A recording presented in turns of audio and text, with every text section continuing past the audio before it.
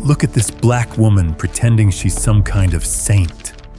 Charles Whitmore sneered as he stepped forward and deliberately slapped the stack of legal documents from Dr. Simone Carter's hands. The papers scattered across the sidewalk while frightened patients rushed to collect them. Whitmore planted his polished shoe on the top page and slowly ground it into the concrete. "A black woman running a little charity clinic actually thinks she can stop me. You should have stayed exactly where people like you belong, begging for donations instead of challenging billionaires." A few people gasped. Simone quietly bent to retrieve the papers. Whitmore leaned close enough for every nearby camera to hear. "You know what your biggest mistake was? Believing kindness makes you important. Around here, money decides who matters, and you don't." The crowd fell silent.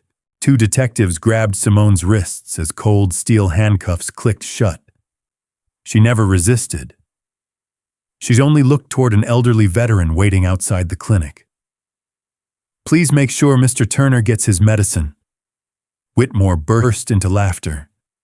Still acting like a hero by sunset, this black woman won't have a clinic a license, or anyone left who believes a word she says.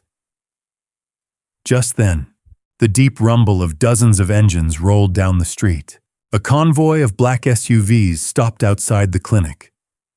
FBI agents poured onto the sidewalk.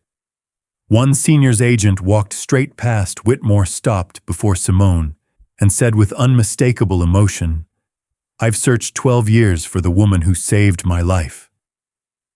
Whitmore's smile vanished. Within minutes, everything he had spent decades building was about to collapse. Before we reveal why the FBI came for a woman everyone believed had just lost everything. Tell us where you're watching from and what your local time is. If you believe one act of kindness can change a lifetime, stay with us until the very end. And if stories of justice, courage, and unforgettable payback are your kind of story, we'd love to have you subscribe and join us for the next one. Hey folks, I've found that the warmest welcomes often come from people who have very little but still choose to share. 12 years earlier, every morning before sunrise, Dr. Simone Carter unlocked the weathered blue doors of Carter Community Clinic before anyone else arrived.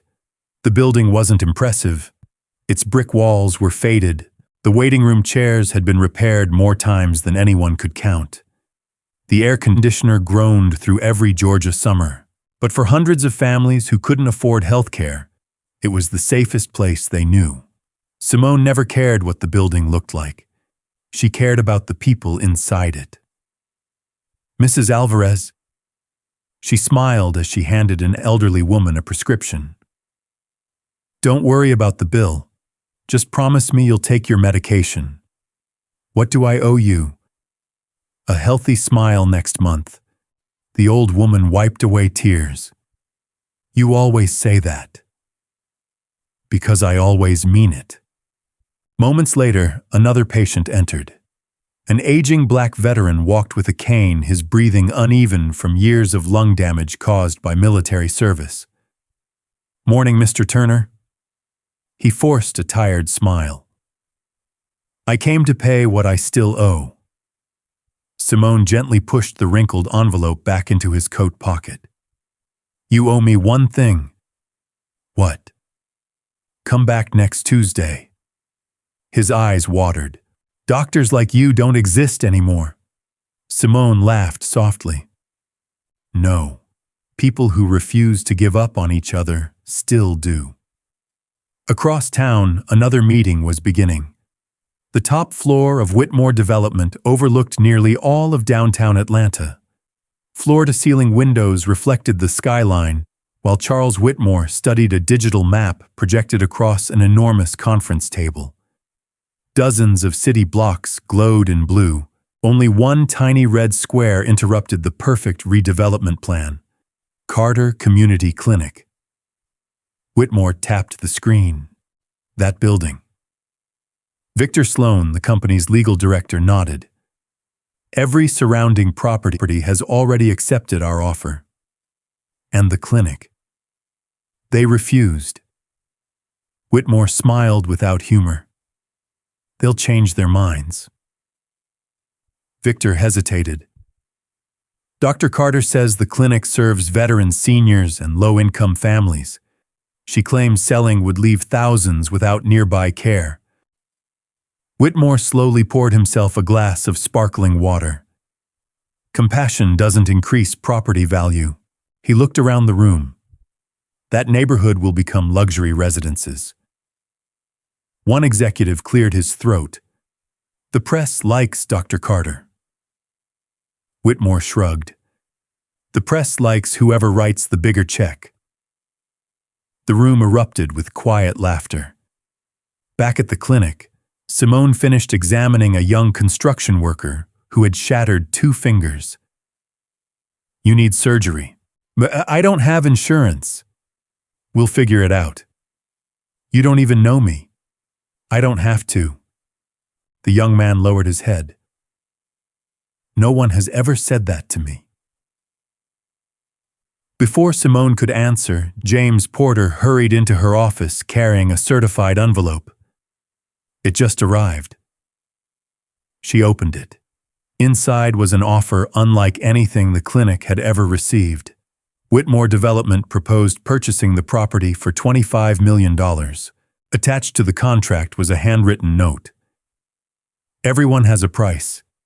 Name yours. James stared at her. That's enough money to retire. Simone quietly folded the paper.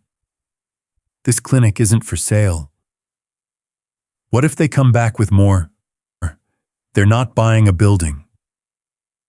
She looked through the window toward the crowded waiting room. They're trying to buy these people. That afternoon, a sleek black limousine stopped outside the clinic. Charles Whitmore stepped out personally. Expensive suit, perfect smile, television charm. Everything about him suggested success. He extended his hand. Dr. Carter. Finally. She shook it politely. Mr. Whitmore. I thought successful people should meet face to face. So did I. He glanced around the aging building. You've done wonderful work. Thank you. But imagine how many more people you could help with $25 million. I'm already helping them. In a better facility. They don't need marble floors. They deserve better. They deserve not to lose their doctor. Whitmore chuckled. I admire idealists. And I admire honesty. His smile stiffened. What does that mean? It means your proposal isn't about helping patients. She handed him the envelope. It's about removing them. For the first time, the warmth disappeared from Whitmore's expression. You should think carefully. I already have. He took one slow step closer. Cities change. So do people. But those who stand in the way usually regret it. Simone never flinched. If protecting my patients has consequences, she calmly placed the contract back into his hands. I'll accept them. Whitmore looked at the clinic one last time before returning to his limousine. As the car pulled away, Victor Sloan leaned toward him. Should we increase the offer? Whitmore stared through the tinted window at the small building shrinking behind them. No. His voice became cold. People like Dr. Carter always believe kindness makes them untouchable.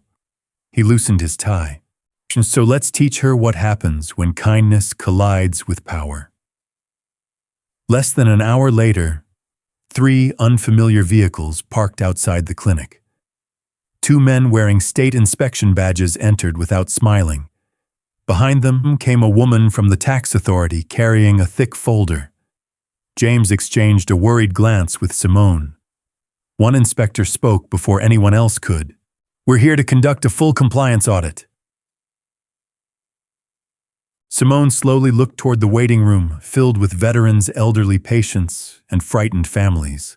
Somewhere across Atlanta, Charles Whitmore was already making the first phone call that would begin dismantling everything she had spent 15 years building.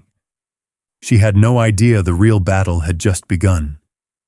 By the next morning, the atmosphere inside Carter Community Clinic had changed completely. The waiting room was still full. Veterans sat beside single mothers. Elderly couples clutched prescription bottles. Children colored quietly in one corner, while nurses moved from patient to patient. But no one smiled. 2 state inspectors had occupied the reception desk since dawn, requesting every financial record the clinic had accumulated over 15 years. Boxes of files covered the hallway. Computers were disconnected. Patients waited longer than usual while every receipt, donation, and invoice was scrutinized. James Porter whispered, as he carried another stack of folders into Simone's office. "This isn't an inspection." She looked up from a patient's chart. "No. It's a siege." Simone nodded. "And sieges are meant to make people surrender." James lowered his voice. "They've already questioned every employee twice. Then answer honestly. What if they twist our answers? Chateau, they can twist words." She calmly signed another prescription. "They can't change the truth." James wished he shared her confidence. Outside, 3 television news vans rolled into the parking lot. Within minutes, reporters crowded the sidewalk. Monica Reeves stood directly in front of the cameras. "Breaking news from Southwest Atlanta," she announced dramatically. Authorities have launched a financial investigation into Carter Community Clinic after allegations involving possible misuse of charitable donations. Simone watched the broadcast through the television mounted in the waiting room. She had never even spoken to Monica. Yet the reporter described her as if she were already guilty. "We're receiving information suggesting millions of donated dollars may be unaccounted for." Patients began looking at one another. A young mother quietly folded the donation check she had planned to leave. An elderly man slowly removed $20 from the contribution box, not because he believed the accusation, because he was suddenly afraid. Fear spread faster than truth. Across the city, Charles Whitmore watched the same broadcast from his executive office. Victor Sloan entered carrying fresh reports. "The first story is already trending?" Whitmore smiled. "Public opinion always reaches a verdict before a courtroom does." Victor hesitated. "There isn't any evidence against Dr. Carter." "There doesn't need to be." Whitmore looked toward the skyline. "Though people rarely remember facts." He picked up the television remote. "They remember headlines." Back at the clinic, Simone received another unexpected visitor. A representative from the state's charitable licensing board placed an official envelope on her desk. "I'm sorry, doctor." She opened it. Her annual operating license had been placed under temporary review, effective immediately. Several state grants were frozen. James read the letter twice. "They can't do this. They already have. But those grants pay for nearly half our medications." Simone quietly closed the folder. "Then we'll find another way." Before anyone could respond, the pharmacy supervisor rushed inside. "Doctor, what happened?" "The supplier just called. And they canceled next week's shipment." "Why?" "They said our payment guarantee has been suspended." James rubbed his forehead. "That's impossible." "No." Simone answered softly. "It's intentional." Within 48 hours, patients began feeling the consequences. Insulin supplies dropped dangerously low. Heart medications were rationed. Several appointments had to be postponed because diagnostic equipment could no longer be serviced. Still, Simone refused to send anyone away. She worked longer hours, skipped meals, slept on the office couch, and quietly used nearly all of her personal savings to purchase emergency medicine. She never mentioned it to anyone. Late Friday afternoon, another limousine stopped outside the clinic. Charles Whitmore stepped out once again. This time he wasn't alone. Two photographers followed several steps behind. Everything was carefully staged. Whitmore entered carrying an oversized ceremonial check, $5 million. For community health care. Every camera turned toward Simone. Whitmore smiled warmly. I heard your clinic has encountered unfortunate financial difficulties. Simone knew exactly what he was doing. If this is another purchase offer, it isn't. He lifted the check. It's a donation. James frowned. A donation. Whitmore nodded for the cameras. No strings attached. The reporters immediately began recording. What a generous gesture. Whitmore turned toward Simone. So, he extended the check. Will you accept help? She looked at the photographers, then at the logo printed across the oversized check. Whitmore Development. Finally, she met his eyes. Where did this money come from? His smile never faded. My company. No. She spoke firmly. I mean before that. The room fell silent. Whitmore's expression hardened. I beg your pardon. My patients deserve clean medicine. She slowly pushed the check back toward him. I won't buy their health with dirty money. A collective gasp spread through the lobby. Even the reporters froze. Whitmore leaned closer. You should be careful accusing successful people. And you should be careful assuming everyone has a price. For a brief second, neither of them moved. Then Whitmore chuckled. Interesting. He tore the ceremonial check cleanly in half. The photographers captured every second. You just rejected $5 million. He deliberately dropped the torn pieces onto the clinic floor. I wonder how your patients will feel when they hear that. He walked out smiling. Within an hour, every local television station aired the same edited footage. The clip showed Whitmore generously offering millions. It showed Simone refusing. But it never included her question. It never showed him tearing the check apart. The headline read, Doctor rejects $5 million donation as clinic faces closure. Public opinion shifted again. Some longtime donors withdrew their support. Social media erupted. She cares more about pride than patience. Maybe Whitmore was trying to help. No wonder she's under investigation. That evening, the donation website for Carter Community Clinic crashed beneath thousands of hateful comments.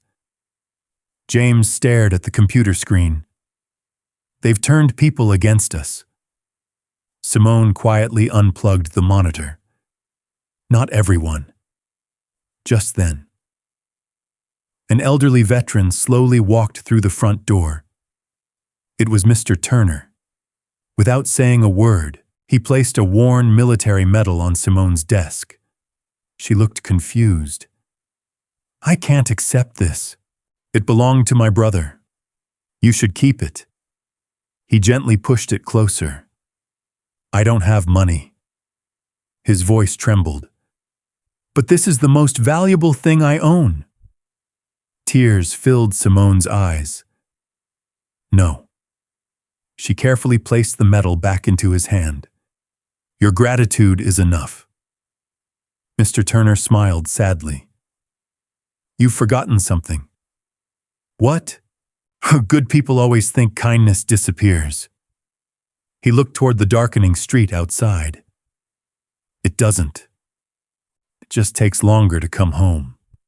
After he left, Simone noticed a plain brown envelope lying beneath the office door. No postage, no return address, no fingerprints. Inside, there was only a single flash drive and one handwritten sentence. If you want the truth about Whitmore, don't trust anyone. Simone stared at the message.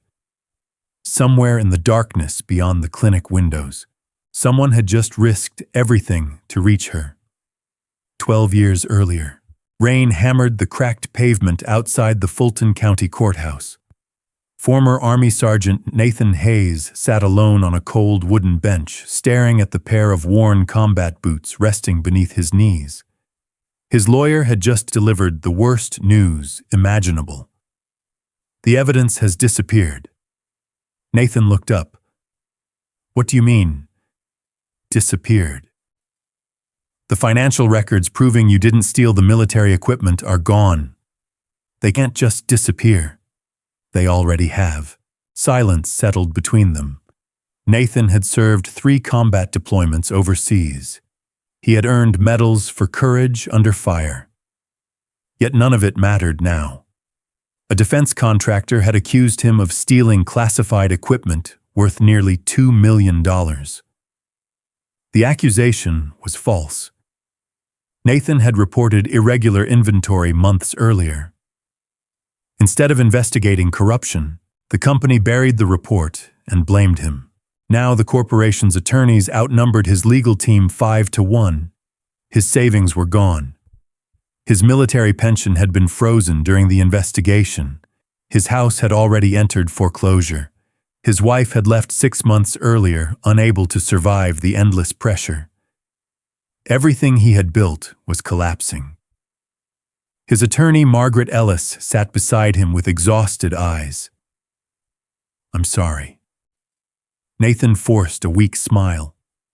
You've done everything you could. No. She shook her head. I've done everything your budget allowed. He looked away.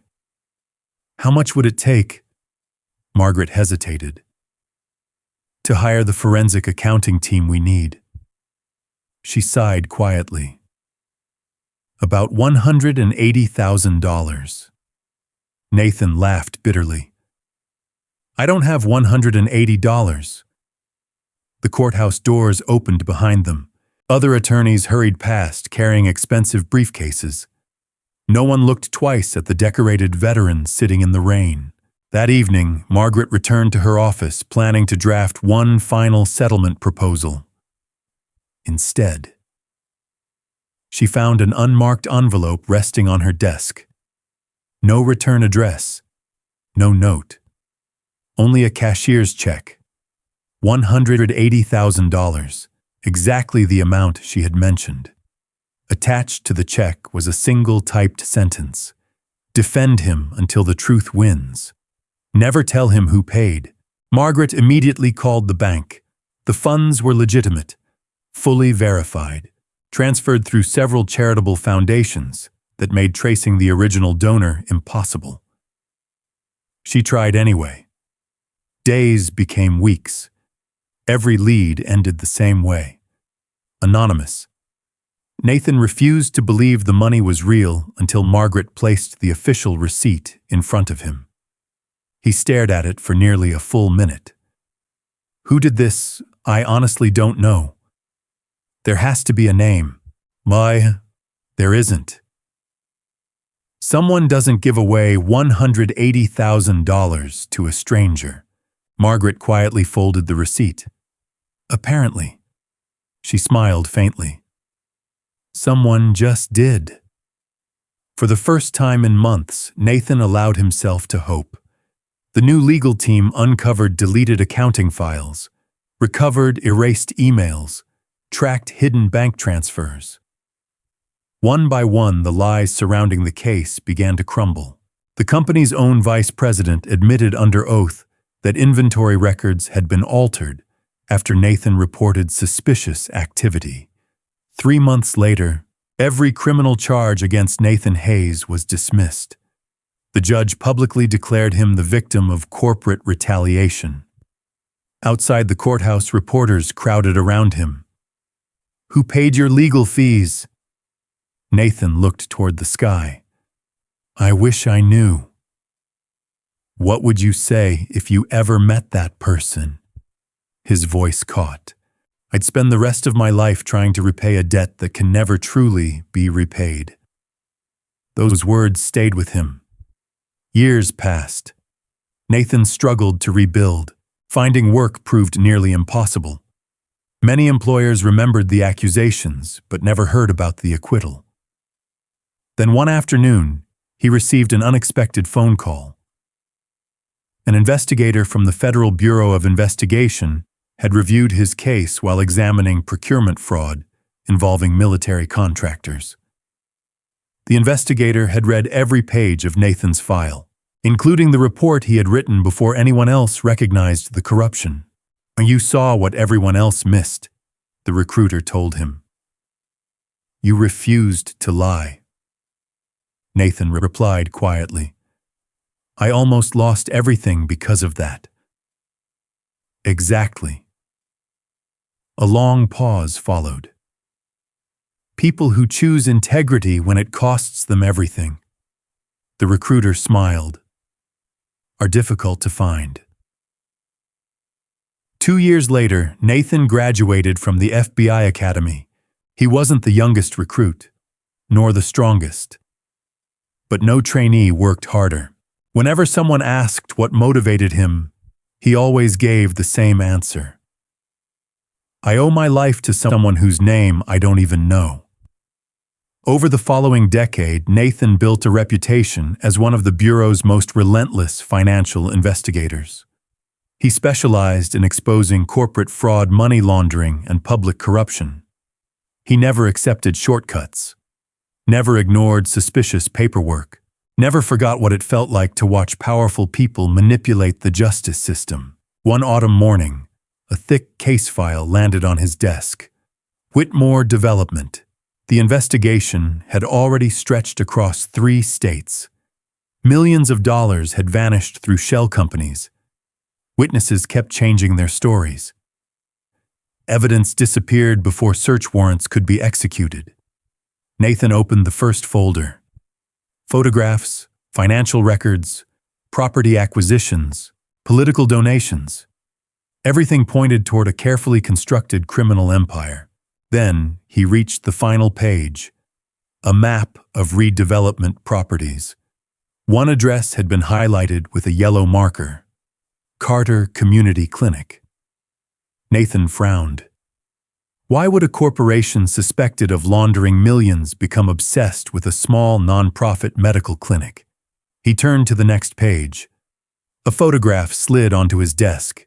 A black woman wearing a simple white doctor's coat smiled beside an elderly veteran outside a modest brick clinic. Her name was printed beneath the image, Dr. Simone Carter. Nathan stared at the picture for several seconds.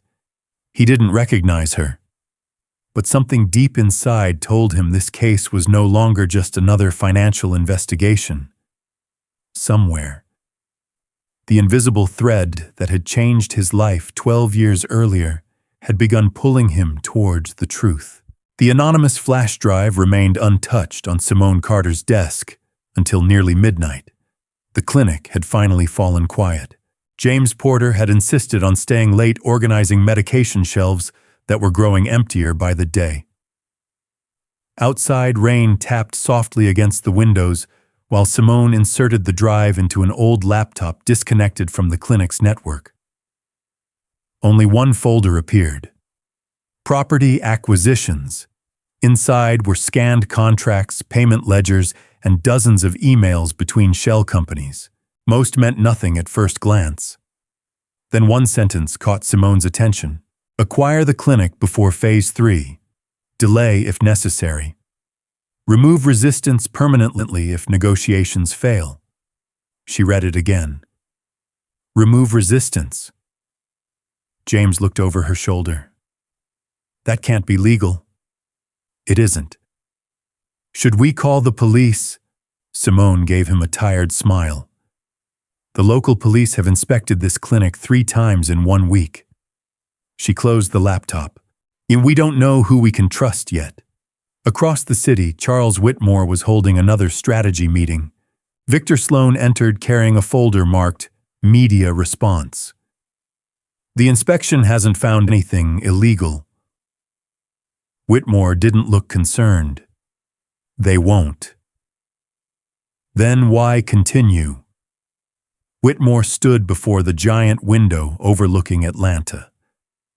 Because investigations don't have to prove guilt. He turned slowly. They only have to create doubt. He pointed toward the television mounted on the wall. Tomorrow morning, I want every station asking one question. Victor waited. Can people really trust Dr. Simone Carter? The next morning, the campaign intensified. Radio hosts debated whether charities should receive stricter oversight. Online commentators accused Simone of hiding money overseas. Anonymous social media accounts posted edited photographs implying she lived a luxurious lifestyle. None of it was true. Yet every lie spread faster than every denial. By noon, volunteers who usually filled the clinic's waiting room were nowhere to be seen. Only a handful remained.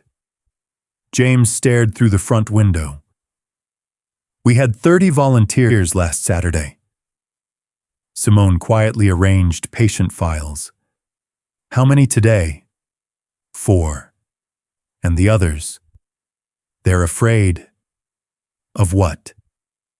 Being associated with us. She paused only briefly before calling in the next patient. No matter what happened outside, the people inside still needed her.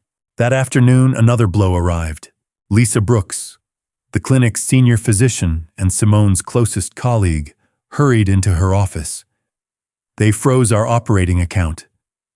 Simone looked up. All of it. Lisa nodded. The bank says there's a fraud investigation.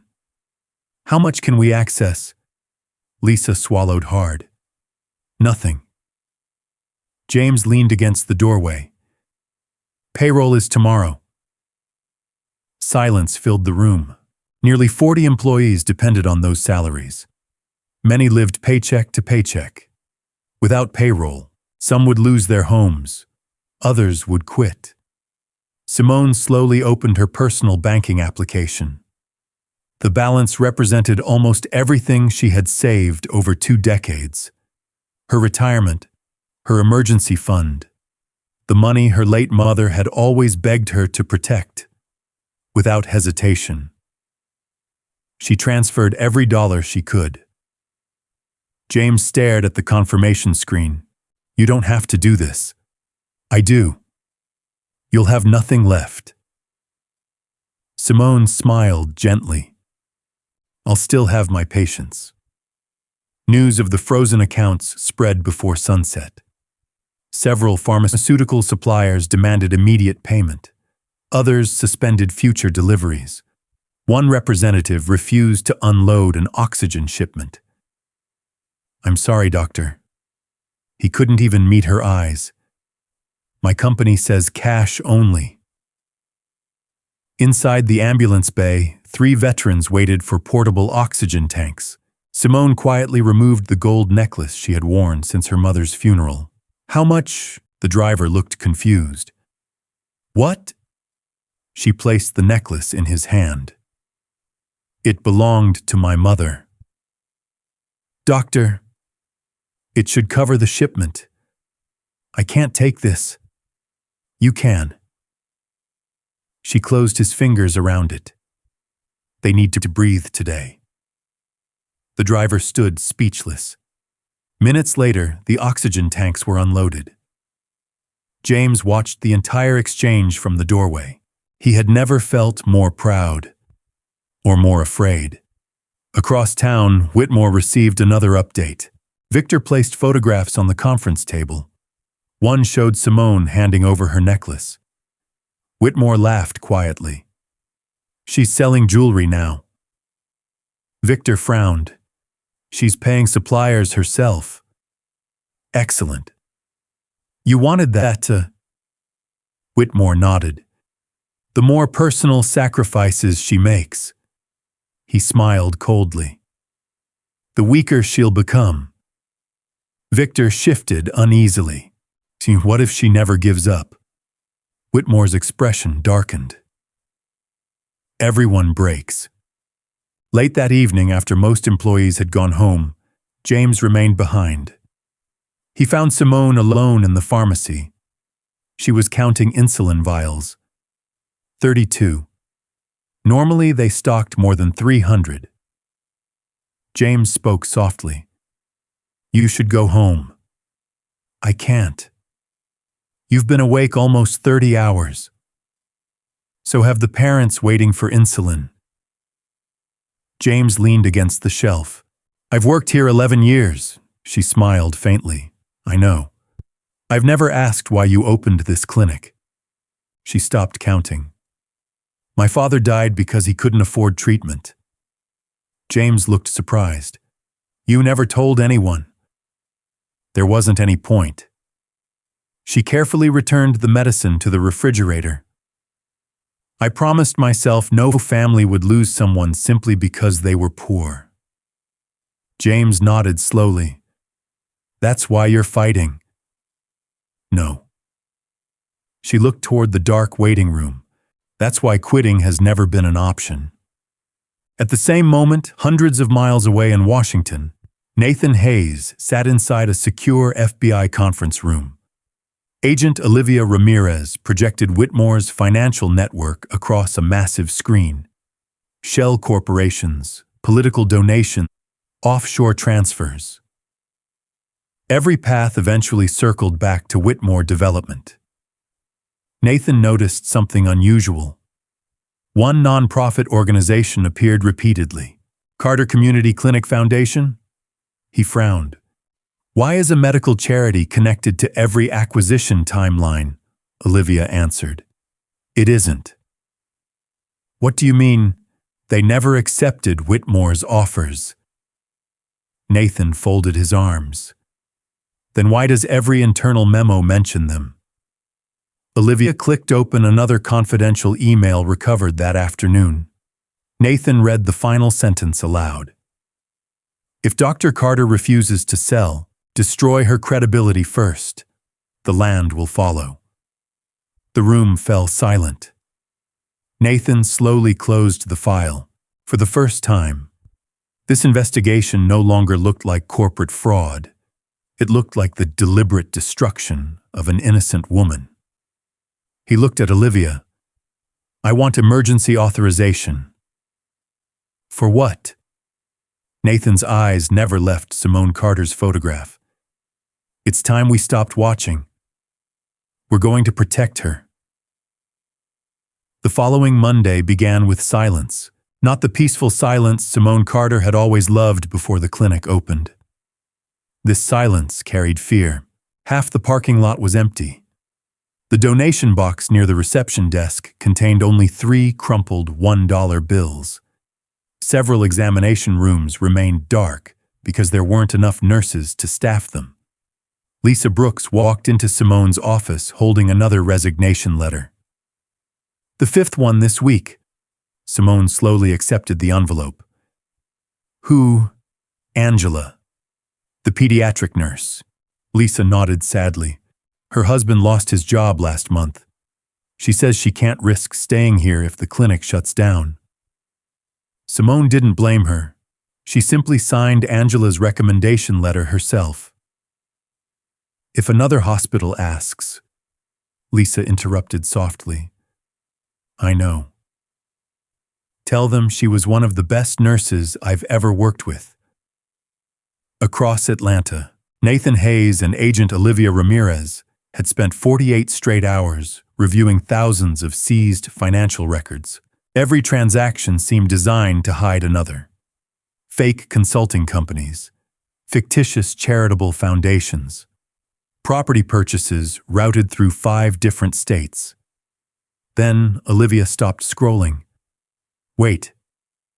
Nathan rolled his chair closer. What is it? She enlarged one spreadsheet. A payment of nearly $8 million had been transferred from Whitmore Development to a nonprofit organization. The nonprofit had closed only 3 days later. Where did the money go? Olivia opened another file. It disappeared. Nathan frowned. No. He leaned toward the screen. Money never disappears. He traced the transfers manually. One shell company, then another, then another. Finally, the money resurfaced inside a land acquisition fund. The target property appeared beside it. Carter Community Clinic. Nathan stared at the screen. They weren't trying to buy the clinic. Olivia looked confused. What do you mean? They were laundering money through properties surrounding it. He highlighted every purchase on the city map. Only one parcel interrupted the pattern. Simone's clinic. If she sells, Nathan whispered, their entire papers trail becomes legitimate. The room fell completely silent. Back at the clinic, another unexpected visitor arrived. An elderly attorney stepped slowly through the front door, carrying a weathered leather briefcase. James recognized her immediately. Ms. Margaret Ellis. The gray-haired lawyer smiled. I was hoping Dr. Carter was available. Simone welcomed her into the office. I'm sorry. She searched her memory. Have we met? Margaret shook her head. No. But I've wanted to meet you for many years. Simone looked puzzled. Margaret carefully removed a thin folder from her briefcase. I've been following the news. I'm afraid it's not very encouraging. That's why I'm here. She slid the folder across the desk. What is this? A copy of a case I handled 12 years ago. Simone opened it politely. The first page read, United States versus Nathan Hayes. She froze. A memory flickered across her face, just for an instant. Margaret noticed. You recognize the name. Simone quietly closed the file. I've heard it before.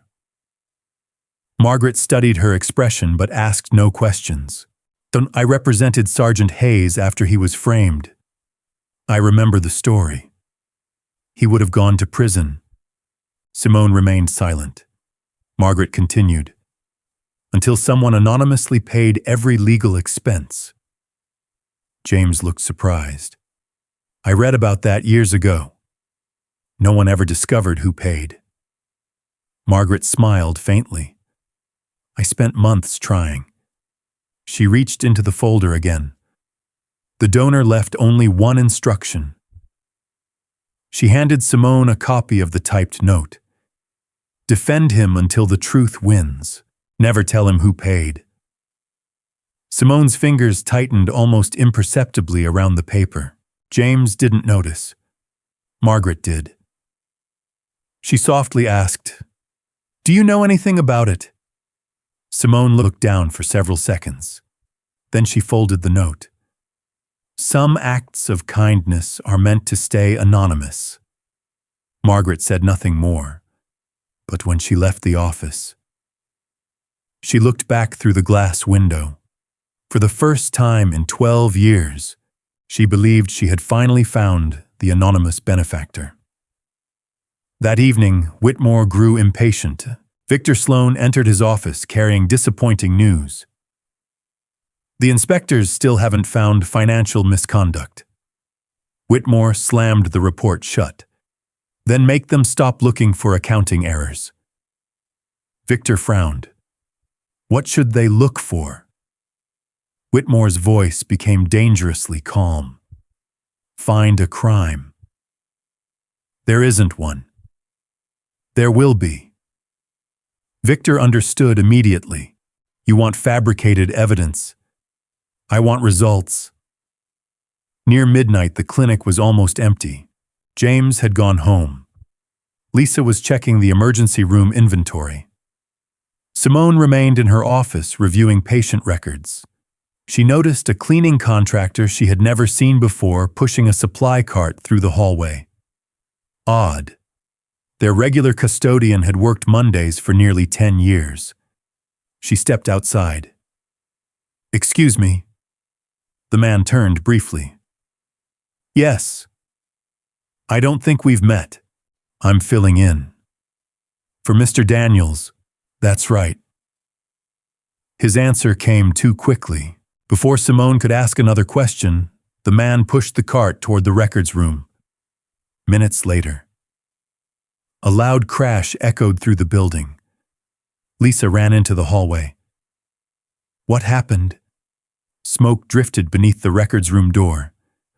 James, who had forgotten his car keys and just returned, burst through the entrance. "Fire!" Everyone rushed forward. James kicked open the door. Flames climbed one wall of filing cabinets, not large enough to destroy the building. Only the financial archive. The automatic sprinkler system activated almost immediately, limiting the damage.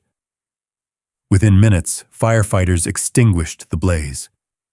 The fire chief examined the room carefully. Then he frowned. "This doesn't look accidental." Simone felt her stomach tighten. "What do you mean?" He pointed toward the metal cabinet containing donation records. "The fire started here." "But why only this cabinet?" The chief looked directly at her. Someone wanted these files gone. At almost the exact same moment, Nathan's secure FBI phone vibrated. A field agent spoke urgently. "Sir, we just received an incident report." "What happened?" "There was an attempted fire tonight." "Where?" The answer made him stand instantly. "Carter Community Clinic." Nathan grabbed his jacket before the call even ended. He no longer believed Simone Carter was merely another victim connected to Whitmore's investigation. Someone had just tried to destroy evidence, and whatever secrets were hidden inside that clinic. They were important enough for someone to risk arson to erase them forever. The attempted fire became the leading local story by sunrise. But the headlines barely mentioned arson. Instead, every television station repeated the same accusation. "Authorities investigate possible evidence destruction at Carter Clinic." Simone stared at the screen in disbelief. "They're saying we started the fire ourselves." James slammed the television off. "This is insane." Lisa folded her arms. "They're trying to turn the victim into the suspect." Before anyone could speak again, 6 black SUVs stopped outside the clinic. State investigators, uniformed officers, financial crime detectives. Patients waiting outside instinctively stepped back. Captain Brian Keller walked through the front door with a search warrant in his hand.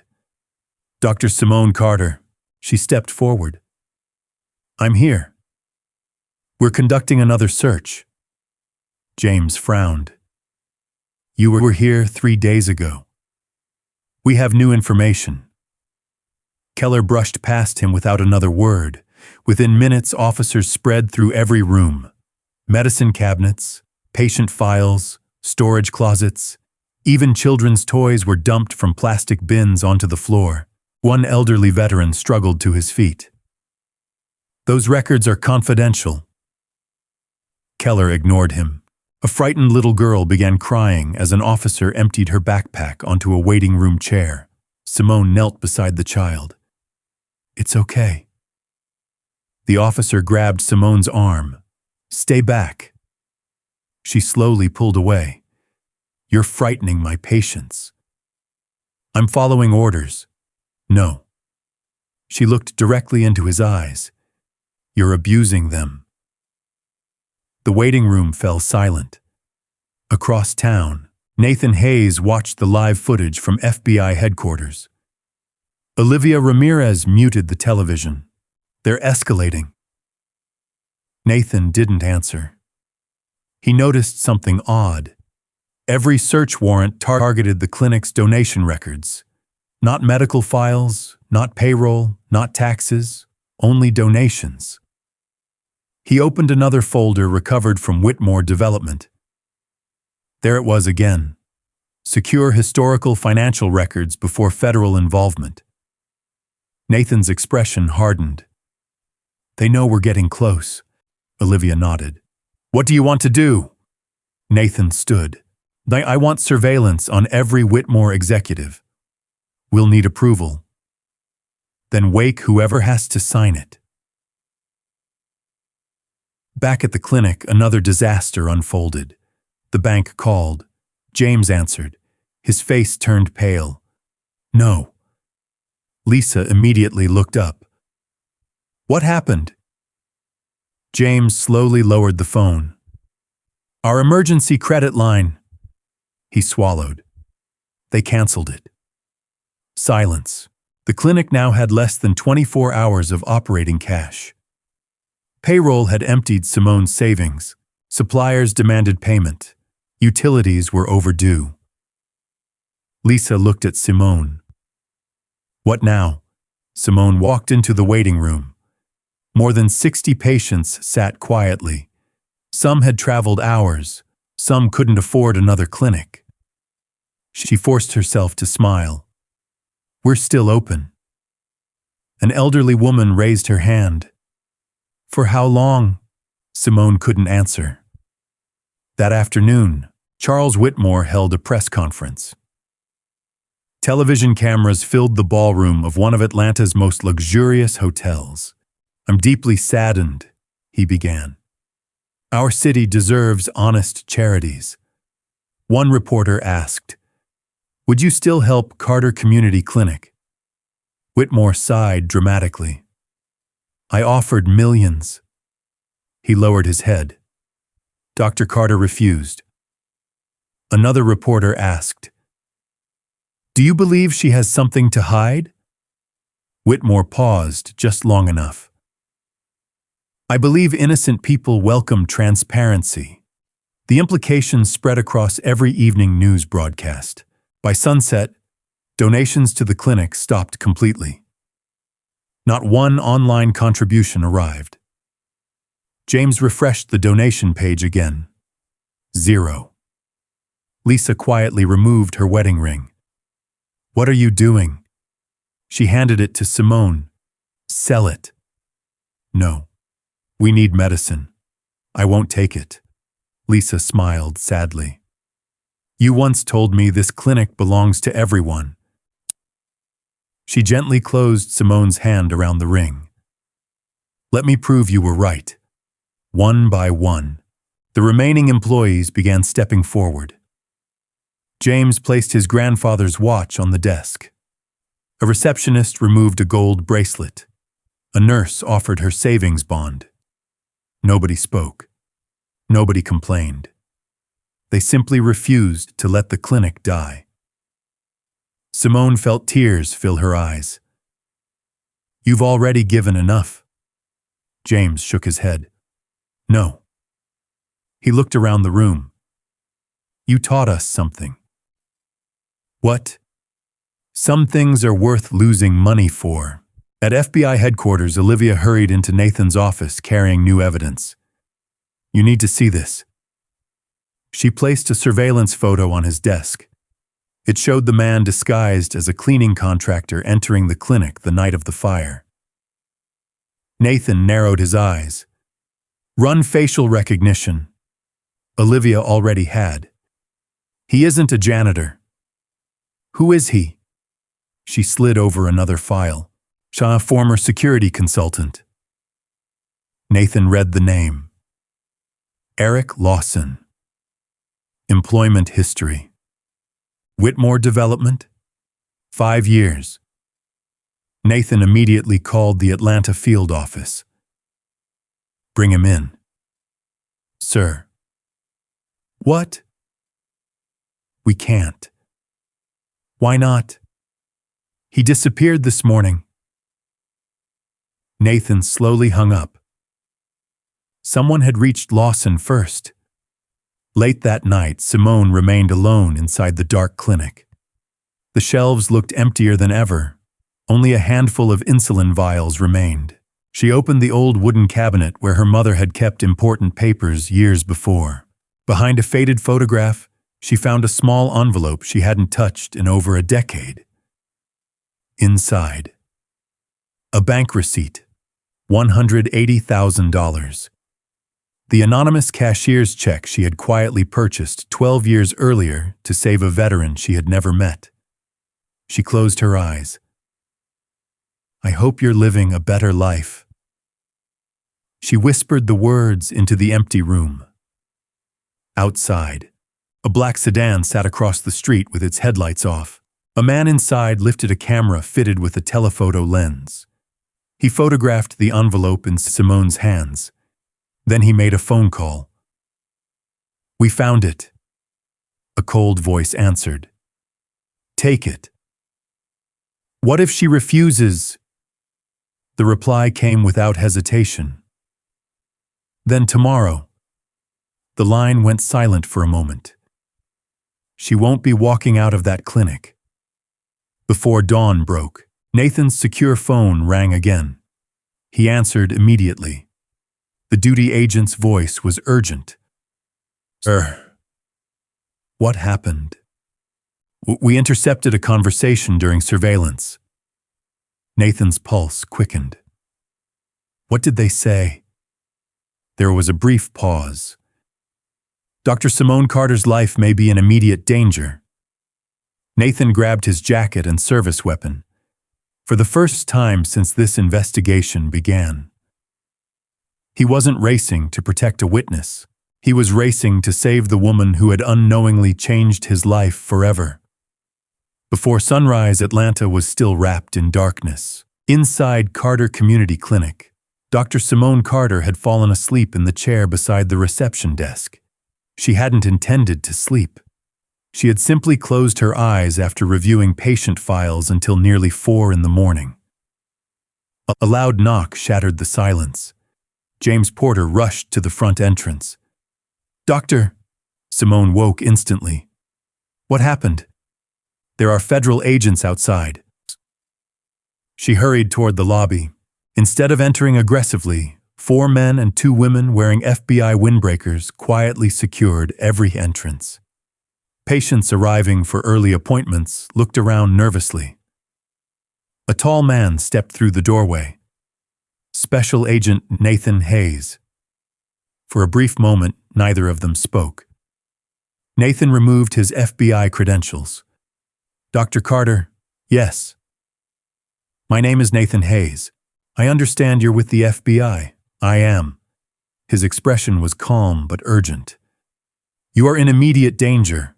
James stepped between them. "Danger from who?" Nathan glanced through the glass doors toward the street. "We believe someone intends to eliminate a key witness." Simone frowned. "I've never been a witness." Nathan answered quietly. "You just don't know it yet." Less than 15 minutes later, another convoy appeared. This one belonged to the Atlanta Police Department. Captain Brian Keller climbed out of the lead vehicle carrying another warrant. When he saw FBI agents surrounding the clinic, his confident smile faded. "What is this?" Nathan walked outside. "Federal investigation." Keller held up his paperwork. "I have authority to search this property." Nathan read the warrant for only a few seconds before handing it back. "This warrant has been superseded." "By whom?" "The United States District Court." Keller's jaw tightened. "You can't interfere with local law enforcement." Nathan calmly produced another document. "No." He looked directly into Keller's eyes. "But I can stop evidence tampering." Several officers exchanged uneasy glances. Inside the clinic, FBI forensic specialists began examining the records room damaged by the recent fire. One technician called Nathan over. "Sir." "What did you find?" He pointed toward the burned filing cabinet. Someone used an industrial fire accelerant. So it wasn't electrical. No. The technician carefully lifted a partially melted electronic device. And this. Nathan immediately recognized it. A wireless data transmitter. The technician nodded. It was hidden behind the cabinet. What does it do? It copies computer files remotely. Nathan looked around the room. So they weren't just trying to destroy records. They were stealing them first. Meanwhile, Olivia Ramirez interviewed every clinic employee separately. When she reached James, she asked one simple question. Has anyone recently shown unusual interest in old financial records? James thought for a moment. Then his eyes widened. The fake janitor. What fake janitor? He described every detail. Olivia immediately called headquarters. Within minutes, facial recognition identified Eric Lawson entering a downtown parking garage only 2 hours earlier. Nathan smiled for the first time all week. We found him. Across the city, Charles Whitmore received an urgent phone call. Victor Sloan's voice shook. The FBI is inside the clinic. Whitmore stood immediately. What? They've taken over the investigation. Impossible. They also identified Lawson. Whitmore's face turned pale. Where is he? We've lost contact. Whitmore slammed his fist onto the desk. If Lawson talks.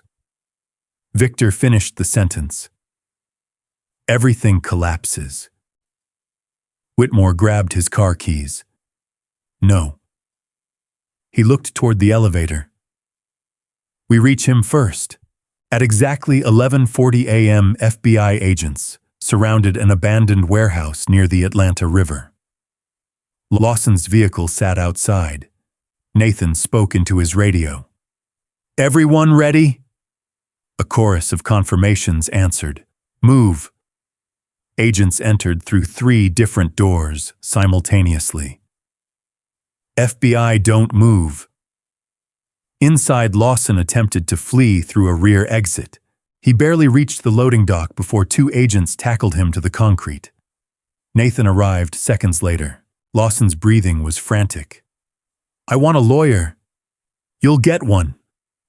Nathan crouched beside him. But first, he held up a photograph of the clinic. Who ordered the fire? Lawson remained silent. Nathan removed another photograph. It showed Lawson entering the clinic disguised as a cleaner. We already know you were there. Still nothing. Nathan quietly placed a third photograph on the ground. Charles Whitmore, meeting Lawson inside a private restaurant 2 days before the fire. Lawson's face changed. Nathan noticed immediately. You've been loyal. He leaned closer. Do you think Whitmore will be loyal now? Lawson looked away. Nathan spoke softly. He already tried to erase you. Lawson froze. What? We intercepted his phone calls. Nathan wasn't bluffing. He called you a liability. Lawson's confidence began to crack. Back at the clinic, Simone watched FBI technicians carefully scanning every surviving financial document. One young agent suddenly stopped. Sir. Nathan returned just as the technician removed a hidden false panel beneath the old filing cabinet. Inside lay several waterproof envelopes untouched by the fire. What are these? The technician carefully opened one. Historical donation records, canceled cashier's checks, bank receipts dating back more than a decade. Nathan picked up the oldest receipt. The amount caught his attention immediately. $182,000. His heartbeat slowed. That number. He had never forgotten it. He turned the receipt over. The purchaser's name had been intentionally omitted, but one handwritten authorization signature remained. Only 2 letters had survived the years. S. C. Nathan stared at it. Something deep inside him stirred. Not certainty. Not yet. But the impossible feeling that he was standing only inches away from the answer he had searched for during 12 years. Before he could study it further, Olivia's radio crackled. "Sir." "What is it?" "We have Lawson." Nathan smiled. "Did he talk?" There was a brief silence. Then Olivia answered. "You need to hear this yourself." Nathan glanced once more toward Simone, who stood quietly comforting frightened patients instead of worrying about herself. He slipped the old receipt into an evidence bag. Somewhere between Lawson's confession and this mysterious bank record, the biggest secret of the entire investigation was about to come to light. 48 hours later. The federal courthouse in downtown Atlanta overflowed with reporters long before sunrise. Satellite trucks lined the streets. National news anchors stood outside the courthouse doors. The story that had begun as an investigation into a struggling neighborhood clinic had become one of the largest federal corruption cases in Georgia's history. Inside Courtroom 4, Charles Whitmore entered wearing an expensive navy suit, his confidence carefully rehearsed for every television camera. He smiled at reporters. "This is nothing more than a misunderstanding." His attorneys nodded confidently beside him. Across the room, Simone Carter quietly took her seat. She wore the same simple gray suit she had owned for years. No designer jewelry, no bodyguards, only James, Lisa, and several veterans from the clinic sat behind her. Mr. Turner leaned toward James and whispered, "She still looks more worried about us than herself." James smiled. "That's because she is." Judge Eleanor Brooks entered. "Court is now in session." The courtroom immediately fell silent. Federal prosecutors called their first witness, Eric Lawson. The former security consultant walked slowly to the witness stand. Whitmore's face tightened. His attorneys hadn't expected this. After taking the oath, Lawson stared at the floor for several long seconds. Finally, he spoke. "That I worked for Whitmore Development for 5 years. What were your responsibilities?" "Corporate security." "What did that actually involve?" Lawson swallowed. "Destroying problems." The courtroom stirred. The prosecutor continued. "What kind of problems?" "Witnesses, evidence, financial records. Whichever Mr. Whitmore believed threatened his company." Charles Whitmore suddenly stood. "He's lying." His attorney quickly pulled him back into his chair. The judge struck her gavel. "One more interruption, Mr. Whitmore, and I will hold you in contempt." The prosecutor displayed surveillance photographs on the courtroom screens. Lawson entering the clinic, the attempted arson, the hidden transmitter. Every image appeared one after another. "Who ordered the fire?" Lawson closed his eyes. "Charles Whitmore." "Who instructed you to steal the donation records?" "Charles Whitmore." "Why? Because." His voice trembled. "Those records connected illegal land purchases to shell companies."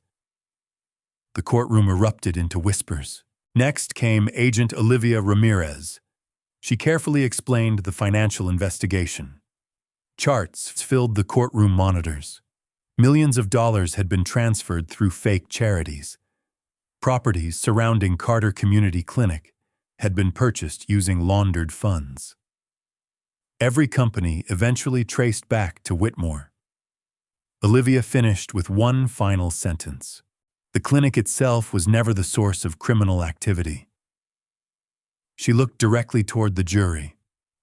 It was the only property that prevented the laundering scheme from appearing legitimate. Whitmore's smile disappeared completely. The prosecutor stood again. The United States calls Special Agent Nathan Hayes. Nathan walked confidently to the witness stand. Simone looked at him for only a moment. She still had no idea why his face seemed strangely familiar. After taking the oath, Nathan described the years-long federal investigation. Then the prosecutor asked, "Agent Hayes, what first drew your attention to Dr. Simone Carter?" Nathan looked toward Simone. "At first," he smiled faintly, "I believed she was another victim." "What changed?" "A bank receipt." The prosecutor handed him an evidence folder. Nathan removed the weathered document recovered from the clinic. "Do you recognize this?" "I do." "What is it?" Nathan took a slow breath. 12 years ago, an anonymous person paid exactly $180,000 to fund my legal defense after I had been falsely accused of theft. A wave of whispers spread across the courtroom. I searched for that person for more than a decade. He carefully held up the receipt. When FBI technicians recovered this document from Dr. Carter's clinic, I realized the amount matched exactly. The prosecutor nodded. "What happened next?" "We subpoenaed banking archives." Large screens illuminated the courtroom once again. Old bank surveillance photographs appeared. Grainy, black and white, barely recognizable. But one image was unmistakable. A young black woman stood at the bank counter purchasing the cashier's check. The timestamp read, 12 years earlier. The courtroom became so quiet that the sound of cameras clicking echoed across the room. The prosecutor asked gently, "Can the FBI identify that woman?" Nathan's voice became emotional. "Yes." He slowly turned toward Simone. "Her name is Dr. Simone Carter." Simone's eyes widened. She immediately shook her head. "I never wanted anyone to know." Nathan stepped down from the witness stand before anyone expected him to. He stopped directly in front of Simone. His voice was barely above a whisper. 12 years ago. His eyes filled with tears. "You saved a man you had never even met." Simone looked equally overwhelmed. "I only helped because it was the right thing to do." "You gave me my life back." "No." She smiled through tears.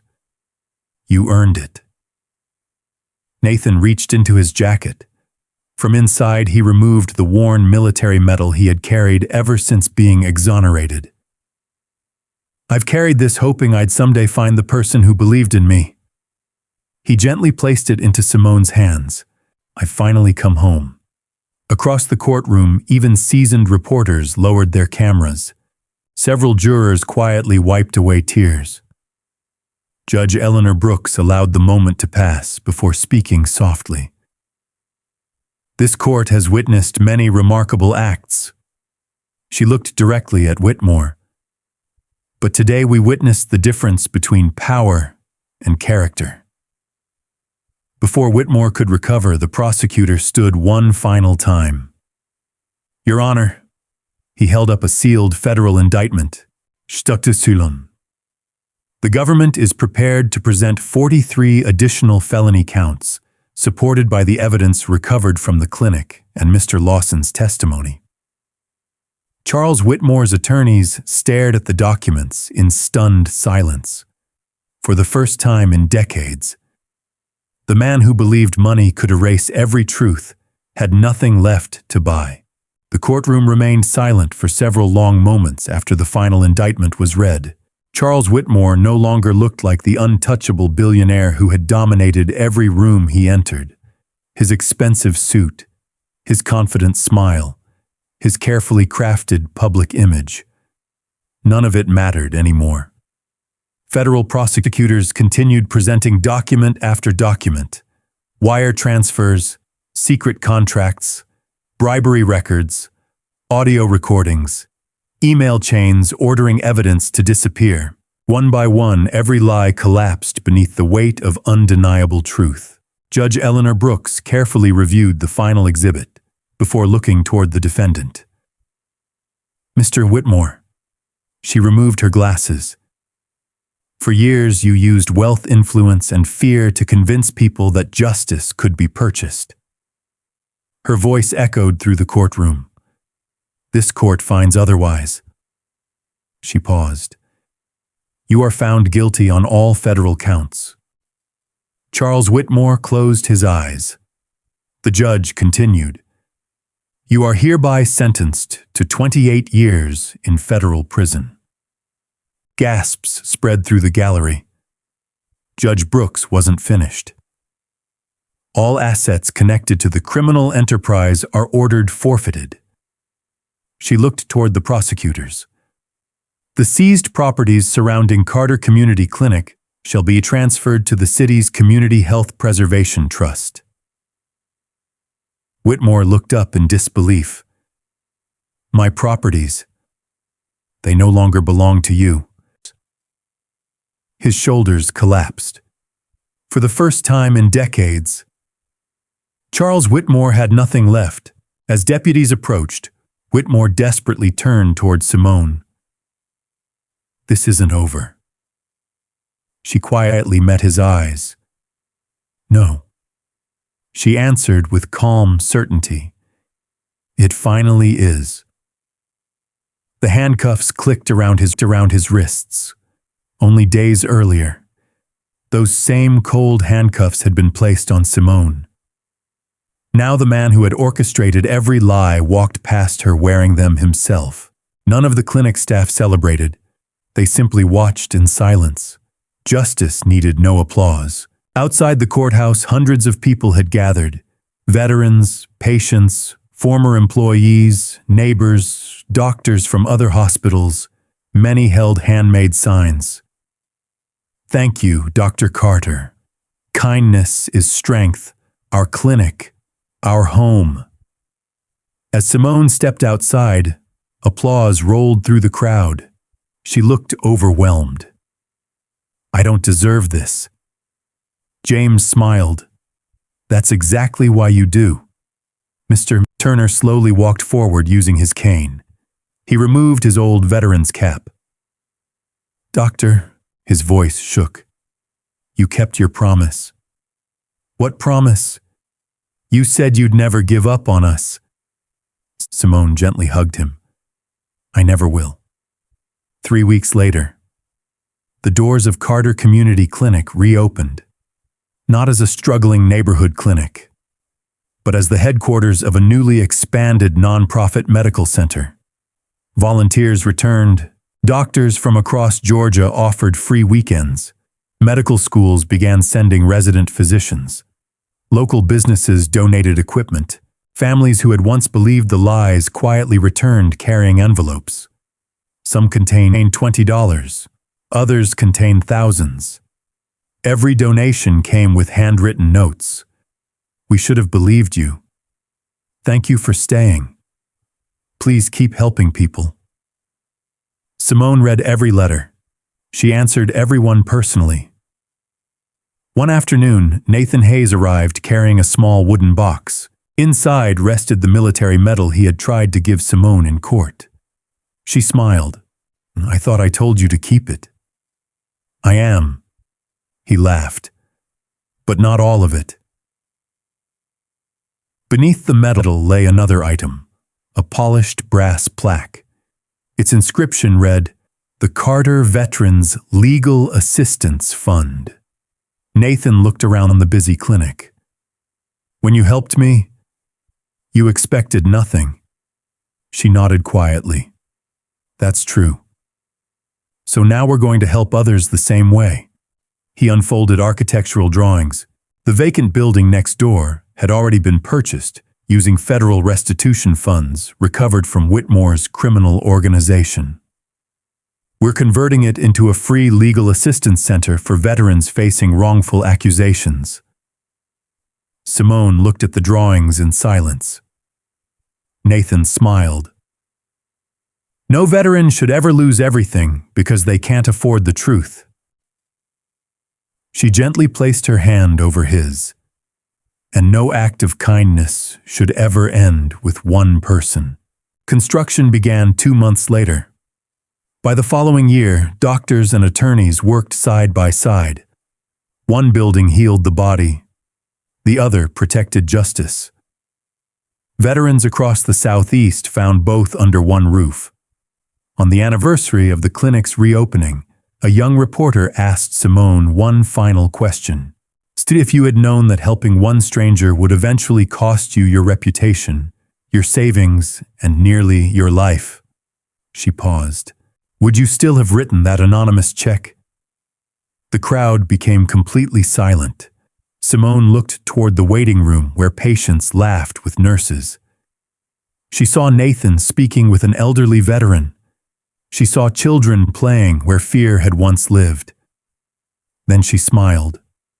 Without hesitation. I wouldn't change a single dollar. The reporter blinked. Why? Because kindness isn't an investment expecting a return. She glanced toward the clinic doors. It's a decision about the kind of person you choose to become. Nearby, Nathan heard every word. He smiled quietly. 12 years earlier. One anonymous act of compassion had rescued a broken veteran. Now that same act had protected an entire community. And long after newspapers stopped printing Charles Whitmore's name, people would still remember the woman who never asked for recognition, only the chance to do what was right. Sometimes the greatest acts of kindness happen when no one is watching, and the rewards arrive years later in ways we could never imagine. Never underestimate the power of helping someone without expecting anything in return. If this story touched your heart, share your thoughts in the comments, tell us where you're watching from, and subscribe for more inspiring journeys of courage, justice, and hope.